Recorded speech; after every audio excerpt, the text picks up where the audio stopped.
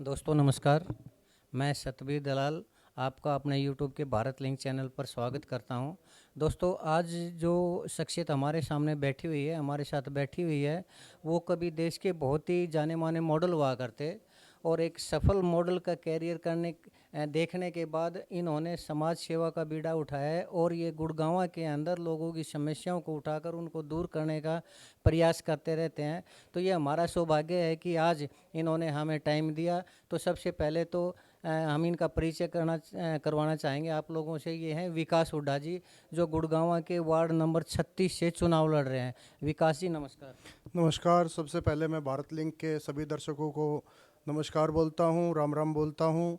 और मैं धन्यवाद करता हूँ भाई सतवीर का और भारत लिंक चैनल का, जो हमारे वार्ड में हमारी समस्या को उठाने के लिए इन्होंने पहल की है।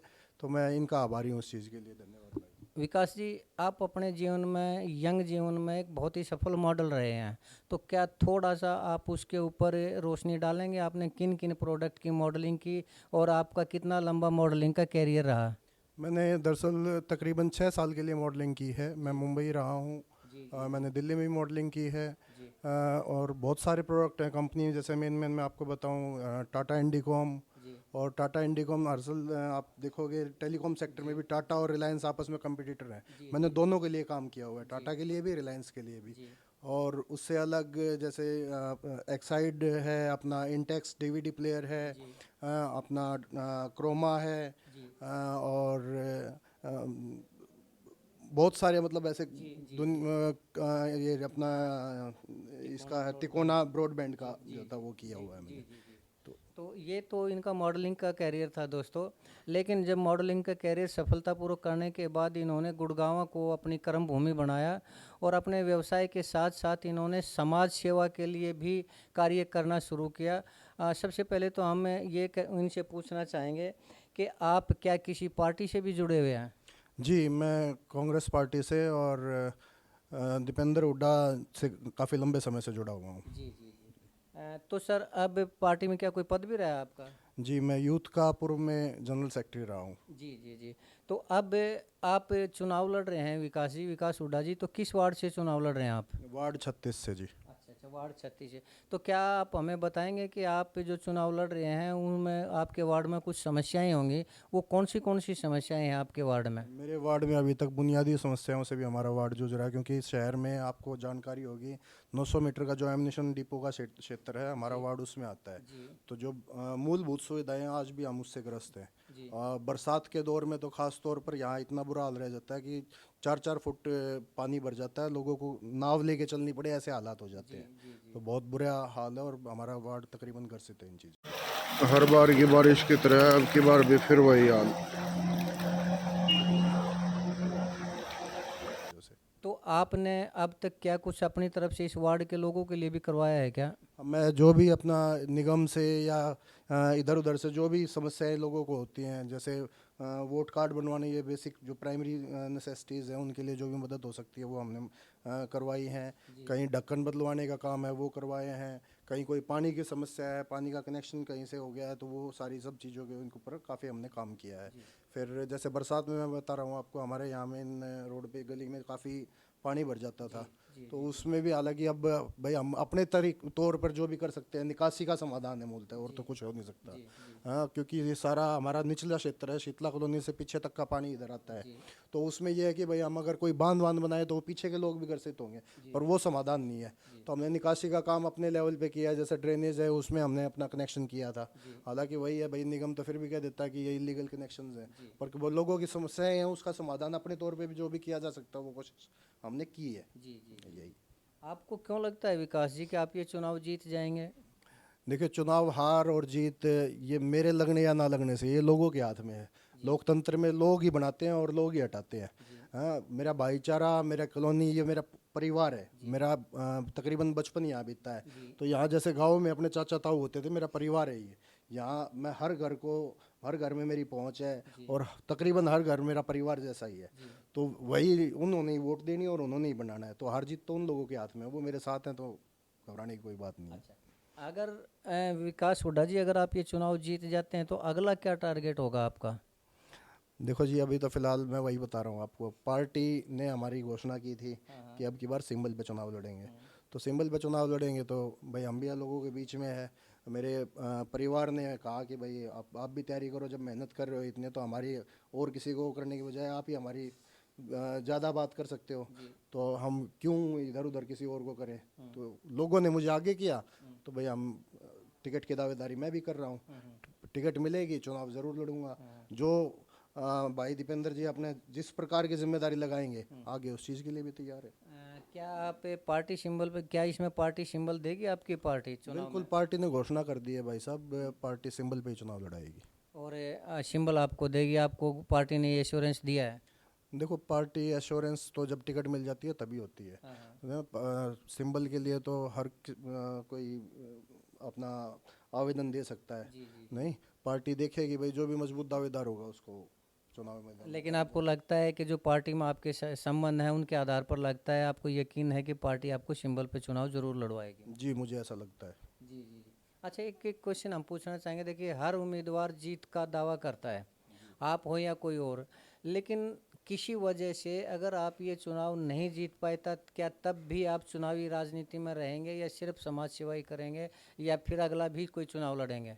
देखिए, मैं बताऊं आपको, चुनाव तो आते जाते रहते हैं। हार जीत ना मेरे हाथ में है। जी चुनाव लोकतंत्र में लोगों ने जिताना है, लोगों ने हराना है। जी लोग जिसको वोट करेंगे वो जीतेगा। जी लोग जिसके साथ होंगे वो बनेगा। जी नहीं, तो हमारा काम है भाई, लोगों ने आगे कहा है आगे आओ, तो हम आगे आ गए। जी नहीं, लोग कहेंगे कि भाई आप पीछे हट जाओ, हम पीछे हट जाएंगे। जी हमारा भाईचारा है, भाईचारा ही चुनाव लड़वाता है जी जी। जी दूसरा, मैंने भाईचारे को भी बताया कि भाई क्योंकि काफ़ी मेरा परिवार कह रहा है कि भाई अगर टिकट ना भी मिले आप तो भी लड़ो। ठीक पर है। मैंने एक बात क्लियर कर दी है कि जो पार्टी मेरे ऊपर जिम्मेवारी लगाएगी तभी मैं चुनाव लड़ूंगा, बिना टिकट के मैं चुनाव नहीं लड़ूंगा।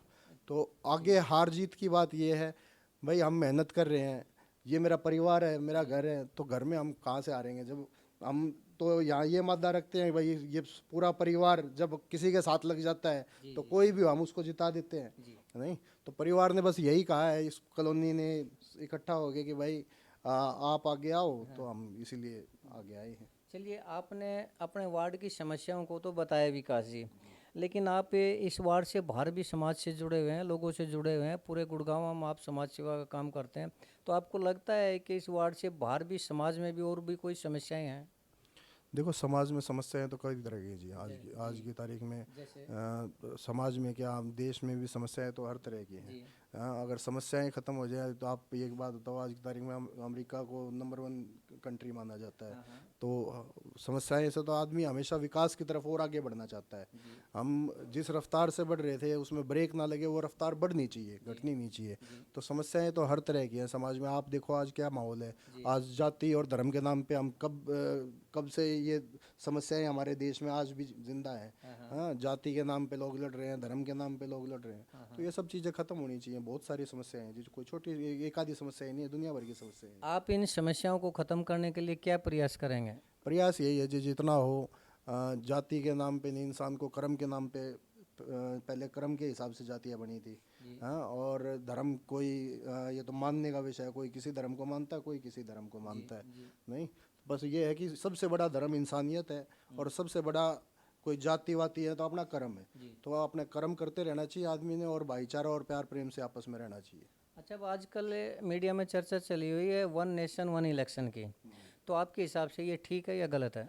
देखिए, मेरे हिसाब से यही है कि भाई वन नेशन और वन इलेक्शन ज़रूर होना चाहिए। खैर, कोई इस बात में मेरा कोई अलग मत नहीं है। हाँ हाँ देश का खर्चा बचता है तो इस चीज़ को होना चाहिए। हाँ पर बात ये है कि अभी फ़िलहाल ये क्या है, और देश में इन किन किन बातों को लेकर ये चीज़ लेके आए हैं। जी कई जगह हो सकता है अपने चुनाव को टालने के लिए अपना स्वार्थ देख के सरकार ऐसा कर रही हो। जी जी नहीं, तो वो एक अलग विषय है। उन चीज़ों पे हम क्या कह सकते हैं, क्या नहीं कह जी सकते जी हैं। जी बाकी तकरीबन मेरा मत ये है कि भाई अगर देश एक है तो चुनाव भी उसमें एक ही बार होना चाहिए, अलग अलग नहीं जी होना जी चाहिए। जी।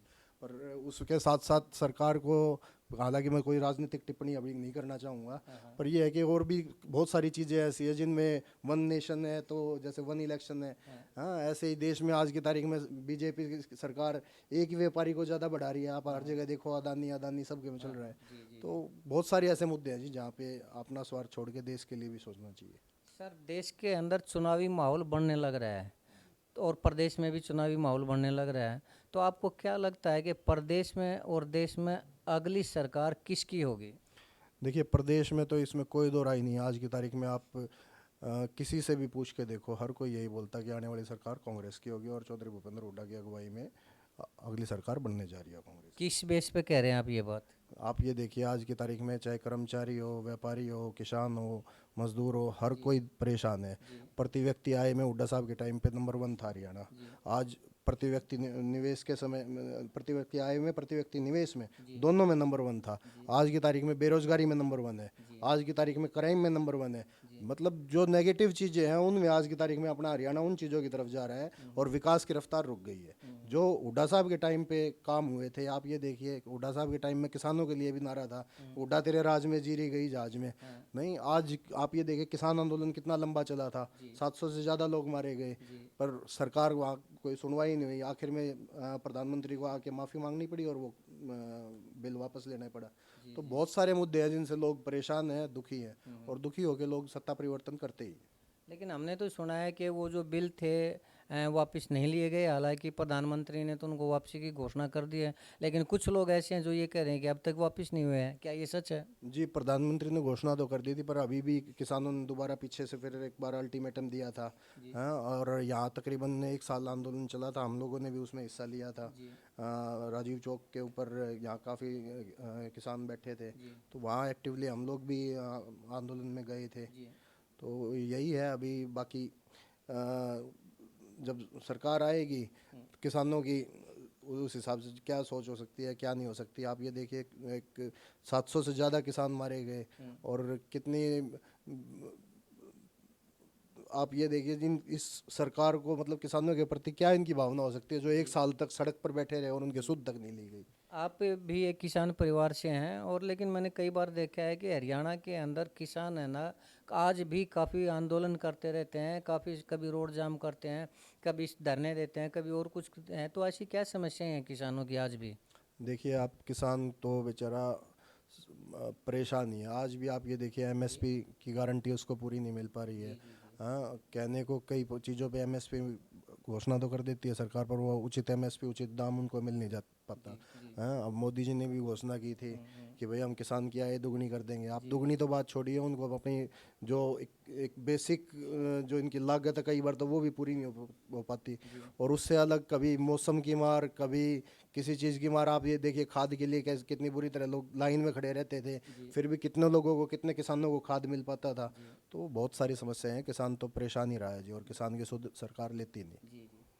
चलिए विकास जी, एक बार फिर से हम आपके वार्ड पे लौट के आते हैं। तो जैसे आपने बताया कि आपके वार्ड में ये समस्याएं हैं, पानी की समस्याएं हैं, 900 मीटर की समस्या है, या फिर रोड टूटे हुए पड़े हैं। अभी आपने हमें एक वीडियो भी दिखाया कि उसमें वास्तव में इतना पानी भरा हुआ है आपके वार्ड 36 में कि लोग किश्ती पे बैठ के नहीं उसमें जा सकते, इतना ज़्यादा पानी है। लेकिन फिर भी हम ये चाहेंगे कि आप इन सभी समस्याओं का समाधान करवाएं और आपके वार्ड के लोग आपको चुनाव जिताएं। क्या आप अपने वार्ड के लोगों को कोई संदेश देना चाहेंगे? मैं वार्ड के सभी लोगों को यही कहना चाहूँगा कि भाईचारा और इंसानियत बहुत बड़ी चीज़ होती है। आजकल लोग जाति के नाम पर और अपने स्वार्थ के लिए, राजनीतिक स्वार्थ के लिए जातिवाद को लेके आते हैं बीच में। हाँ, कोई धर्म की राजनीति कर रहे हैं। तो उन बातों को छोड़ के हमें इंसानियत और अपने कर्म पे काम करना चाहिए। भाईचारा और प्यार प्रेम में ही विकास होता है।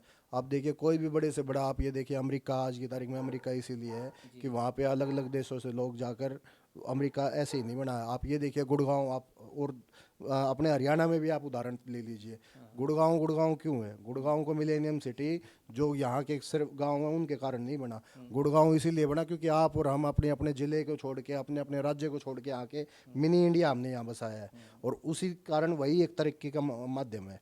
तो तरक्की तभी होती है जब हम सब का सम्मान करें और सबके साथ प्यार और भाईचारे से रहें। यही चीज़ बड़ी चीज़ है। दोस्तों, ये थे हमारे विकास हुड्डा जी, जो काफ़ी समय से समाज सेवा में भी जुड़े हुए हैं, और जैसा कि हमने बताया कि मॉडलिंग में भी ये काफ़ी सफल रहे हैं और बॉम्बे में भी इनका काफ़ी बड़ा नाम हुआ करता। लेकिन अब जो ये पूरी तरह से इन्होंने अपनी कर्म भूमि को, गुड़गांव को बना लिया है। आज इन्होंने हमें टाइम दिया और हमने इनके विचार जाने। हम दोस्तों इतना ही कहेंगे, वार्ड 36 के लोगों को हम भी यही प्रार्थना करेंगे कि विकास हुड्डा जी एक अच्छे यंग और एनर्जेटिक हैं, समाज सेवी हैं, बेहद मिलनसार हैं और लोगों की मदद करने में हमेशा ही आगे रहते हैं।